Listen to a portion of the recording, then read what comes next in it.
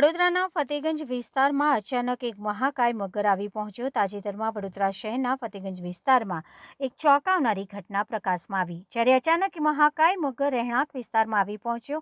આ અણધારી ઘટનાથી વિસ્તારના લોકો આશ્ચર્યચકિત થઈ ગયા। ફતેગંજ એક ગીચ વસ્તી ધરાવતો વિસ્તાર છે, જ્યાં આવા જળચર પ્રાણીઓની હાજરી સામાન્ય રીતે કલ્પના પણ કરવામાં આવતી નથી। શહેરમાં મગરના અચાનક આગમનથી સમગ્ર વાતાવરણમાં ગભરાટ ફેલાયો હતો। કેટલાક લોકોએ તાત્કાલિક વન વિભાગ અને સ્થાનિક પોલીસને આ અંગે જાણ કરી। વન વિભાગની ટીમ તાત્કાલિક ઘટના સ્થળે પહોંચી ગઈ અને સંપૂર્ણ સાવધાની સાથે બચાવ કામગીરી કરી।